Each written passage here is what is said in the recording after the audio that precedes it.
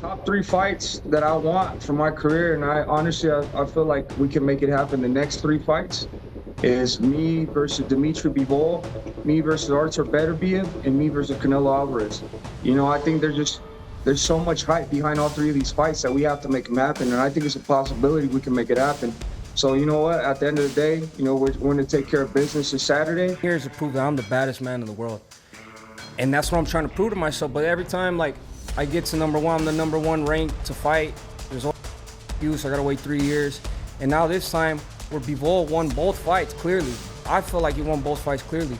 He could have fought me, and if he thinks he could beat me, and then go fight Beterbiev again.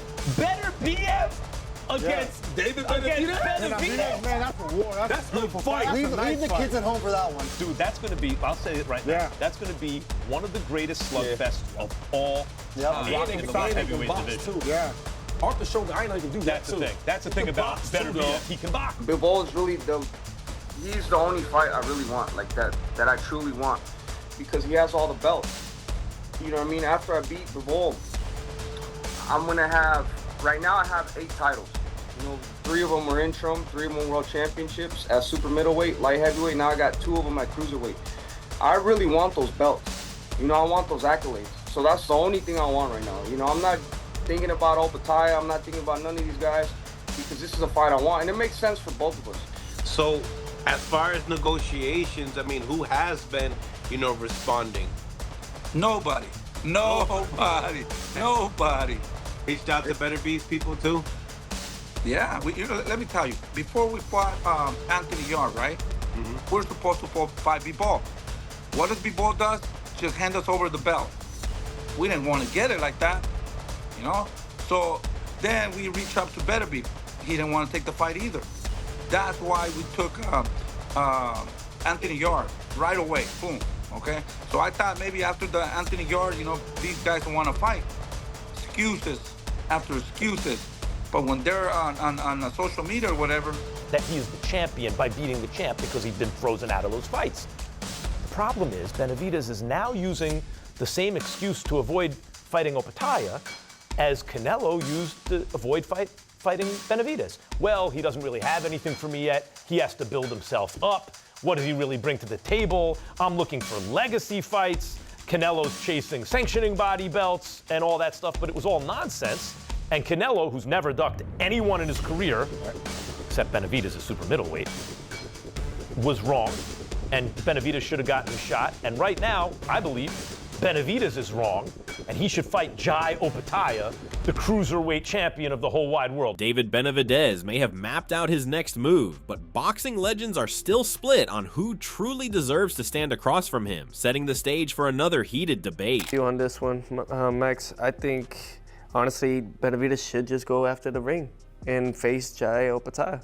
I mean, why not? I mean, overall, it should be a better fight. People want to see it already, and you'll be the #1 guy. You know, you will be the champion. And also the logic that he's using, well, I'm after legacy stuff. Does he think that some sanctioning body, that a belt confers some special status actually on a fight? Who are the 2 best cruiserweights in the world? It is obvious to everyone. Jai Opataya, David Benavidez. So the thing to do is to find out who's better. That's simple. As claims continue to fly that David Benavidez is avoiding Jai Opataya, Jose Benavidez Sr. has pushed back hard, offering a completely different version of the story. beef in Opataya, you know, Opataya is talking, you know, I'm gonna give you a little secret. I'm gonna come back, and I'm gonna tell you right now. Remember what I'm telling you right now. Remember what I'm telling you right now. I got proofs. You know, I've been talking to his manager. I've been trying to talk to him. They're not responding to phone calls. I sent Opataya, listen, I know you want to fight. Help me out. Get me to your manager. Let's talk about this fight. You know, give me his number. Here's my number. Tell your manager to call me. Let's make it happen. You know, the thing is sometimes, you know, these fighters, they want to fight, but the managers and the team knows that he's not ready for David. So that's why they're not reaching up. And I'm going to show you, I got proof. While debate surrounds Benavidez's next opponent, Max Kellerman has made it clear that his dream matchup is against Artur Beterbiev, a fight he expects to be absolute chaos. It's going to be one of the greatest slugfests of all time in the light heavyweight division. Yeah. Arthur showed me I know he can do That's that too. the thing. That's the He thing can about box too, Beterbiev. dog. He can box. Yes, Yep, he can. What is it like if you run into a guy who has all the toughness you have and everything and the power, and he can box? It's just too colliding and try to get the survivor of the fittest. Who's the Hey, you've been in the plenty of strongest. Yeah, you have to be who's the strongest. You can't back down. You can't Because you know back what down. I believe it's Teddy great Atlas. I fight. quoted Teddy on the broadcast too, who said, I spent years talking boxing with Teddy. When two really tough guys meet, you know who's tougher? The smarter one. Jose Benavidez Sr. insists that Dmitry Bivol, Jai Opataya, and even Artur Beterbiev's camps are not responding, leaving David Benavidez in a messy, chaotic situation. Talking to these guys, I talked to Dana White, I talked to, the Beterbiev people, I talked to Bivol people, and I've been talking to, I've been trying, to make these fights happen, but these guys are not responding. But we're not in a hurry, we're not in a rush, but my job is to go get some information. What do we do? Does it make sense? Yeah. So I'm there, I'm trying to make these fights, I even told David, well, these guys are not responding. Let's fight the cruiserweight, the WBC cruiserweight, That's not a fight that really interests me, My respect to the guy, he's a champion.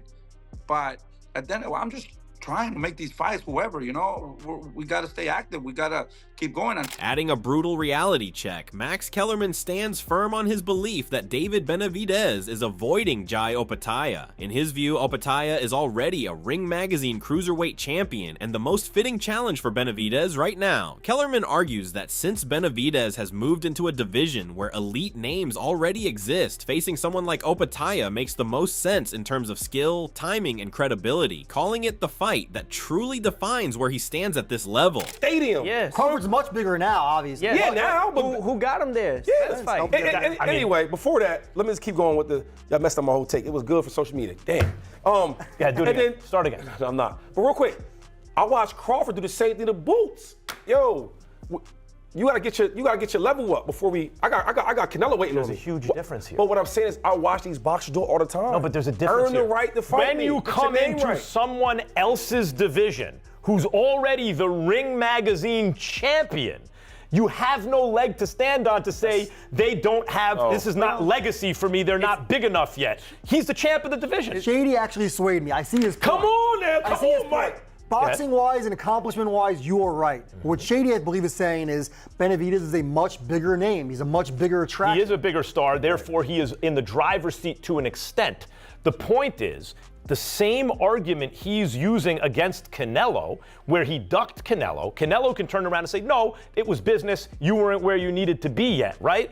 And tensions have escalated further as Artur Beterbiev steps in, accusing David Benavidez of backing out after an agreed clash. He claims the situation shifted quickly when Benavidez's side allegedly changed direction and opted for Ramirez instead of facing him. He stated, his team apparently didn't expect me to agree so quickly, so they immediately changed their mind and chose Ramirez. Beterbiev has taken aim at Benavidez, saying he talks more than he acts despite his achievements. He acknowledged his success across divisions, but questioned the nature of some wins, hinting at controversy around his rise and performances inside the ring. He stated, Benavidez is such a person that talks a lot more than he does, but we must admit that it is very competently conducted. He's already a 3-weight world champion, but his boxing is dirty, and of course, there are questions about some of his victory. Following the recent exchange, boxing analysts are weighing in on the potential clash. Sergio Mora believes that even though Artur Beterbiev carries more strength and size, skill will decide the outcome, with David Benavidez relying on his speed to balance things out. Chris Mannix agrees, calling it the right moment to make the fight, noting it already carries a strong storyline. Mannix also feels Jai Opataya is still not at the global level where stepping in with Benavidez would bring the same spotlight. Now, I know he's a career-long 175-ish, and Benavidez started his career at 168,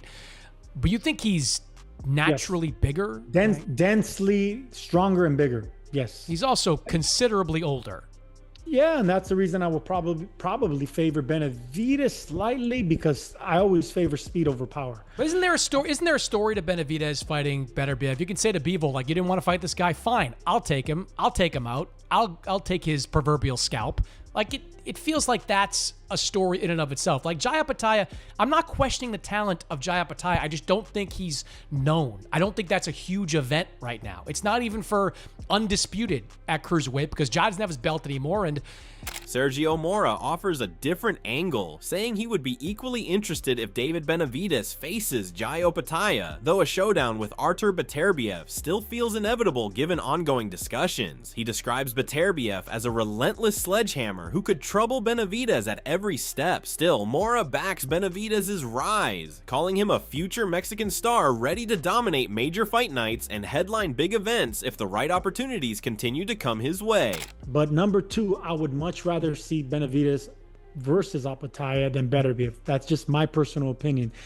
Not because of the 41-year-old age, just because of the style matchup. And I just think Benavidez, even though he looks physically bigger, he's not going to be bigger than Beterbiev. Beterbiev is sledgehammers, man. There's a type of fight that could be dangerous for Beterbiev. I mean, for Benavidez. If maybe 5 years ago, though. Like, you got to remember the age.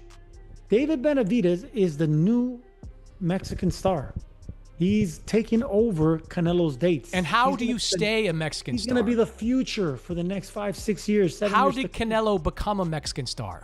In the mix, fans are still pushing for a long-awaited clash between Canelo Alvarez and David Benavidez. Benavidez himself has suggested that if this fight never happens, it would be a disappointment for him and for boxing as a whole, especially given how competitive and commercially massive it could be. He believes it is one of the biggest fights that could realistically be made, but has somehow slipped away. Riding high on confidence, he even claims that if he were in Canelo's position, he would also hesitate to make the fight happen immediately. Fight you? I think Beterbiev would fight you.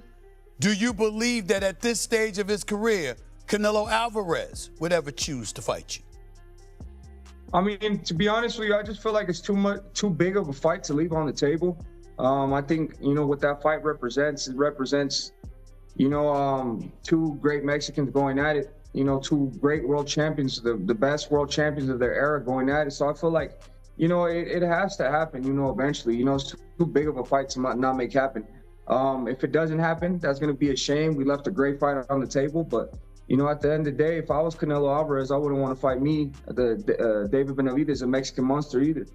Adding fuel to the fire, Jose Benavidez Sr. remains firm in his stance, claiming he has proof that none of the fighters they are targeting are picking up calls or responding to negotiations. He specifically mentions Jai Opataya, Dmitry Bivol, and Artur Beterbiev, saying all communication attempts have gone unanswered while the talk continues online. According to him, everything is being hyped on social media without real progress behind the scene. You want Beterbiev, Opataya, those are the 3 dangerous fighters in our careers, like I said. But right now, they're not picking up. I don't know what's happening. But also, there's an opportunity to fight the cruiserweight champion, the WBC world champion at cruiserweight. So we're here, man. Those are the 4 fights that we're interested in right now. WBC champion, who is that?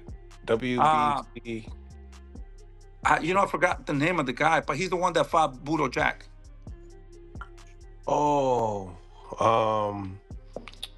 WC Noel McKellen. I think so. I think, to be honest, I'm not going to lie to you. I don't even know who I never really heard about this guy, to be honest. In this whole scene, one major storyline is still missing, the Beterbiev versus Bivol trilogy. Shakur Stevenson has now weighed in, arguing that Bivol versus Benavidez matters more than the trilogy itself. Despite being a Benavidez fan, he openly leans toward Bivol, believing his style is the toughest puzzle at this level. He also insists this matchup carries more urgency and global attention than the ongoing rivalry talks around the heavyweight division. For him, Bivol's technical control and ring IQ make him a more realistic test for Benavidez compared to the long-awaited trilogy narrative, he says clearly. Do you want to see a trilogy, or would you rather just see the Benavidez? I'd rather see the Benavidez. I mean, Beterbiev deserve a trilogy technically because of the first fight. I thought Bivol won the first fight too. Yeah, I did too. But me, I think that Benavidez and Bivol is another fight that's one of the biggest and best fights in the sport of boxing. I don't know if it's the biggest, but one of the best as far as like competitive wise. Who you got in there? That's a hard fight. I ain't gonna lie. I'm leaning towards Bivol. But I know like it would be tough with Benavidez with his pressure. Another narrative in this entire situation has been Dmitry Bivol relinquishing his belt in the past when a fight with David Benavidez was on the table. Chris Mannix weighs in on Dmitry Bivol's decision to relinquish his WBC title, explaining how the situation unfolded when David Benavidez was named mandatory challenger. He notes that the WBC ordered Bivol to defend his belt against Benavidez, but instead of taking that route, Bivol chose to move forward with bigger plans and a potential trilogy fight with Artur Beterbiev. Mannix highlights that Bivol ultimately gave up the title, which led to Benavidez being elevated to full champion status, raising questions about how fighters and sanctioning bodies are prioritizing legacy and matchups at the highest level. Dmitry Bivol's decision to relinquish his WBC title and move forward with a planned trilogy fight against Artur Beterbiev.